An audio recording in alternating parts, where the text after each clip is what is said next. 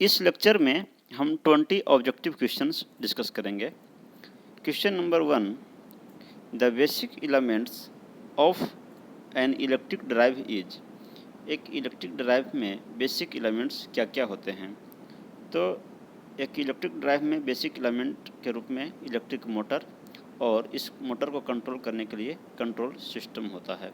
यानी कि जो इलेक्ट्रिक ड्राइव है उसमें बेसिक एलिमेंट होंगे electric motor and control system, इसलिए इसका आंसर है सी। नेक्स्ट क्वेश्चन है, three phase converters are employed for. Three phase converters का उपयोग किस लिए किया जाता है, कहाँ पे किया जाता है? तो इसका सही आंसर है लार्ज किलोवाट मोटर्स के लिए। यानी कि हाई रेटिंग के मोटर्स के लिए थ्री फेज कन्वर्टर का यूज़ किया जाता है और स्मॉल रेटिंग के मोटर्स के लिए सिंगल फेज कन्वर्टर का यूज किया जाता है। तो इसका आंसर है आपका option number A, large kilowatt Motors.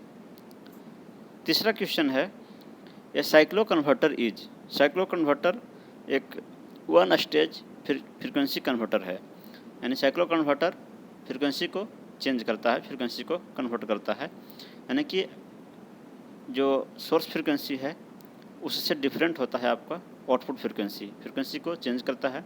अगर आउटपुट फ्रीक्वेंसी सोर्स फ्रीक्वेंसी से ज़्यादा है तो इसको स्टेप अप साइक्लो कन्वर्टर कहा जाता है, और अगर आउटपुट फ्रीक्वेंसी सोर्स फ्रीक्वेंसी से अगर कम है तो इसे स्टेप डाउन साइक्लो कन्वर्टर कहा जाता है। नेक्स्ट क्वेश्चन है question number 4, which method of heating control has leading power factor. तो इसका आंसर है dielectric heating. Dielectric heating में पावर फैक्टर लीडिंग होता है, क्योंकि डाई इलेक्ट्रिक हीटिंग में इंसुलेटेड मटेरियल को यानी नॉन कंडक्टिंग मटेरियल को हीट किया जाता है, जिसे कि दो इलेक्ट्रोड्स के बीच में रखा जाता है और इन इलेक्ट्रोड्स के बीच में कैपेसिटेंस का फॉर्मेशन होता है। तो जहाँ भी कैपेसिटेंस होगा वहाँ पे पावर फैक्टर लीडिंग होता है, क्योंकि करंट वोल्टेज से लीड करता है। नेक्स्ट क्वेश्चन है question number 5, when cells of storage battery are connected in parallel. यानी कि जब स्टोरेज बैटरीज के सेल को पैरेलली कनेक्ट किया जाए तो उस केस में क्या होगा? तो उस केस में कैपेसिटी इंक्रीज करेगी। यानी कई सारे बैटरी के सेल्स को अगर पैरेलली कनेक्ट किया जाए तो जो कैपेसिटी है ओवरऑल वो इंक्रीज करेगी, और चूँकि पैरेलल में कनेक्शन होता है इसलिए ये वोल्टेज आपका कांस्टेंट होता है। पैरेलल में वोल्टेज कांस्टेंट होता है, इसलिए ये इंक्रीज या डिक्रीज नहीं करेगा, कैपेसिटी इंक्रीज करती है। नेक्स्ट क्वेश्चन है question number 6, A thyristor is a. एक थारिस्टर जो है वो 4 लेयर 3 जंक्शन डिवाइस है। एक थारिस्टर में PN 4 लेयर्स होते हैं। PN तो ये 4 लेयर्स होते हैं और इसमें 3 जंक्शंस होते हैं, J1, J2 एंड J3। इसलिए थारिस्टर जो है वो आपका 4 लेयर 3 जंक्शन डिवाइस है। नेक्स्ट क्वेश्चन है question number 7, if the cathode of an SCR is made positive with respect to anode and no gate current is applied. यानी कि किसी SCR को या किसी थारिस्टर के कैथोड को एनोड के रिस्पेक्ट में पॉजिटिव रखा जाए तो उस केस में कौन सा जंक्शन जो है वो फॉरवर्ड बाइस्ड होता है, कौन सा जंक्शन रिवर्स बाइस्ड होता है, उसके बारे में यहाँ पे पूछा गया है। तो जो थारिस्टर हैं उसमें 4 लेयर्स होते हैं, PN ये 4 लेयर्स होते हैं। तो N लेयर से आउटर N लेयर से जो टर्मिनल कनेक्टेड होता है उसको कैथोड कहा जाता है, और जो आउटर P लेयर से जो टर्मिनल कनेक्टेड होता है उसे एनोड कहा जाता है। तो क्वेश्चन कह रहा है कि अगर SCR के कैथोड को पॉजिटिव से कनेक्ट कर दिया जाए, यानी कि इसका जो कैथोड है इसको अगर पॉजिटिव से कनेक्ट किया जाए और एनोड को निगेटिव से कनेक्ट किया जाए तो इस केस में ये आपका जंक्शन आउटर जंक्शन जो है ये रिवर्स बाइस होते हैं। क्योंकि ये रिवर्स कनेक्शन है तो बाहरी जंक्शन यानी J1 और J3 ये दोनों रिवर्स बाइस होते हैं और मिडिल जंक्शन फॉरवर्ड बाइस्ड होता है। इसलिए इस क्वेश्चन का आंसर है only the middle junction is forward biased. और बाकी दोनों जंक्शन जो है वो रिवर्स बायस होते हैं। नेक्स्ट क्वेश्चन है question number 8, which of the following is the most suitable method to turn on thyristor. Thyristor को टर्न ऑन करने का मोस्ट सुटेबल मेथड कौन सा है? तो वो है गेट ट्रिगरिंग मेथड। थारिस्टर को टर्न ऑन करने के कई सारे मेथड्स हैं, उसमें सबसे इफ़िशिएंट, रिलायबल और इजी मेथड है gate triggering method. Next question है question number 9, the sink to ambient thermal resistance of SCR. यानी किसी थारिस्टर के सिंक और एम्बियंट के बीच जो थर्मल रेजिस्टेंस है, एम्बियंट में सबसे बाहरी लेयर, तो इसके बीच जो थर्मल रेजिस्टेंस है तो ये क्या चीज़ पे डिपेंड करता है? क्योंकि ये मटेरियल की प्रॉपर्टीज पे डिपेंड करता है, इसलिए ये एसीआर के कॉन्फ़िगरेशन से इंडिपेंडेंट होता है। यानी कि जो थर्मल रेजिस्टेंस है वो एसीआर के कॉन्फ़िगरेशन पे डिपेंड नहीं करता है, इससे इंडिपेंडेंट होता है। Option number D is the correct answer. Next question है, in a single phase half wave circuit with load RL and a free wheeling diode, the free wheeling period is. यानी कि single phase half wave converter जिसमें कि RL load है और free wheeling diode भी connected है, तो free wheeling period क्या है ये पूछा गया है। तो जो single phase half wave converter हैं तो उसमें आपका थारिस्टर जो है वो अगर अल्फ़ा एंगल पे टर्न ऑन किया गया तो अल्फ़ा से पाई तक थारिस्टर कंडक्ट करता है, और पाई के बाद जो है, चूँकि ये हाफ वेव कन्वर्टर है इसलिए पाई से के बाद जो है थारिस्टर रिवर्स बायस हो जाता है, तो थारिस्टर कंडक्ट नहीं करता है, और इस बीच में पाई के बाद से फ्री व्हीलिंग डायोड कंडक्ट करता है। थारिस्टर पुनः कंडक्ट करता है आपका 2 पाई प्लस अल्फ़ा पे, यानी नेक्स्ट साइकिल में अल्फ़ा एंगल के बाद यानी 2 पाई प्लस अल्फ़ा पे थारिस्टर पुनः ट्रिगर किया जाता है। तो इस बीच में पाई से लेकर 2 पाई प्लस अल्फ़ा तक जो है वो फ्री व्हीलिंग डायोड कंडक्ट कर सकता है, डिपेंडिंग अपॉन की लोड में जो इंडक्टेंस है उसका वैल्यू क्या है, उसके अनुसार से ये आपका इतने मैक्सिमम पाई से लेकर 2 पाई प्लस अल्फ़ा तक के लिए कनेक्ट कर सकता है। इसलिए यहाँ पे आंसर होगा आपका free wheeling period pi to 2 pi plus alpha. Next question है, a fully controlled converter uses. Fully controlled converter में क्या यूज होता है? तो जो फुल्ली कंट्रोल्ड कन्वर्टर है उसमें सिर्फ और सिर्फ थारिस्टर्स यूज होते हैं, इसलिए इसका आंसर है बी, थारिस्टर्स ओनली। जो हाफ वेव कन्वर्टर होते हैं, हाफ कंट्रोल्ड कन्वर्टर जो होते हैं उसमें डायोड और थारिस्टर दोनों का कम्बिनेशन होता है, दोनों यूज होते हैं, और जो अनकंट्रोल्ड कन्वर्टर होते हैं उनमें सिर्फ डायोड यूज होता है। लेकिन यहाँ क्वेश्चन में पूछा गया है फुल्ली कंट्रोल्ड कन्वर्टर, तो फुल्ली कंट्रोल्ड कन्वर्टर में सिर्फ और सिर्फ थारिस्टर्स यूज होते हैं। Option number B is the right answer. Next question है, a 3 phase full converter will require. 3 phase full converter में 6 थारिस्टर्स की आवश्यकता होती है। वही सिंगल फेज फुल कन्वर्टर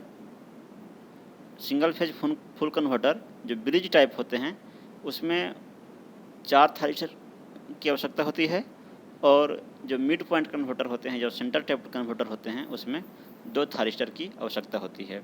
ये सिंगल फेज के लिए हमने बताया। 3 फेज फुल कन्वर्टर में 6 थारिस्टर की आवश्यकता होती है, 6 थारिस्टर्स। नेक्स्ट क्वेश्चन है, the cyclo converter requires forced और नेचुरल कम्यूटेशन एज अंडर। यानी कि जो साइक्लो कन्वर्टर है उसमें फोर्स्ड कम्यूटेशन भी यूज होता है और नेचुरल कम्यूटेशन भी यूज होता है। तो जो स्टेप अप साइक्लो कन्वर्टर है उसमें फोर्स्ड कम्यूटेशन का यूज होता है, क्योंकि स्टेप अप साइक्लो कन्वर्टर के केस में जो आउटपुट फ्रिक्वेंसी है वो सप्लाई फ्रिक्वेंसी से ज़्यादा होता है, इसलिए फ्रिक्वेंसी को इंक्रीज करने के लिए इनपुट के एक साइकिल में ही कई बार थारिस्टर को ऑन ऑफ करना होता है, इसलिए फोर्स्ड कम्यूटेशन की आवश्यकता होती है। नेक्स्ट क्वेश्चन है question number 14, A chopper is a high speed semiconductor switch. Chopper एक सेमीकंडक्टर स्विच है जो कि हाई फ्रिक्वेंसी पे ऑपरेट करता है, इसलिए इसलिए यह हाई स्पीड सेमीकंडक्टर स्विच है। चॉपर को एसी ट्रांसफार्मर का डीसी इक्विवेलेंट भी कहा जाता है, लेकिन ये ट्रांसफार्मर नहीं है, यानी कि इसको डीसी ट्रांसफार्मर नहीं कहा जा सकता है, लेकिन अगर कंपैरिजन किया जाए तो इसको DC equivalent of AC transformer कहा जाता है। तो यहाँ पे आपका ऑप्शन में चूँकि एसी ट्रांसफार्मर लिखा हुआ है तो ये ट्रांसफार्मर नहीं है, बल्कि ट्रांसफार्मर का डीसी इक्विवेलेंट है। तो यहाँ पे राइट आंसर है आपका high speed semiconductor switch. Next question है question number 15। In case of variable frequency system of chopper which is varied, यानी कि चॉपर के वेरिएबल फ्रीक्वेंसी सिस्टम में क्या चीज़ को वेरी किया जाता है। तो चॉपर का जो कंट्रोल टेक्निक है उसमें दो प्रकार के कंट्रोल टेक्निक होते हैं। तो जो वेरिएबल फ्रीक्वेंसी कंट्रोल टेक्निक है उसमें ओवरऑल टाइम पीरियड को, चॉपिंग पीरियड जिसे कहा जाता है, उसको चेंज किया जाता है, यानी वेरी किया जाता है। तो इसे variable frequency system, variable frequency control technique कहा जाता है, यानी कि चॉपिंग पीरियड को इसमें वेरी किया जाता है, या कह सकते हैं कि चॉपिंग फ्रीक्वेंसी को इसमें वेरी किया जाता है। नेक्स्ट क्वेश्चन है question number 16। Type C chopper consist of, type C chopper जो है वो टाइप ए और टाइप बी चॉपर का कम्बिनेशन होता है, टाइप ए और टाइप बी चॉपर का कम्बिनेशन होता है। तो इस टाइप सी चॉपर का जो सर्किट डायग्राम है उसमें अगर आप देखेंगे तो उसमें दो डायोड और दो सेमीकंडक्टर स्विचेज का यूज किया जाता है, इसलिए इसका आंसर है option number A, 2 diodes and 2 switches. Next question है question number 17। Forced commutation requires, forced commutation में क्या चीज़ की आवश्यकता होती है।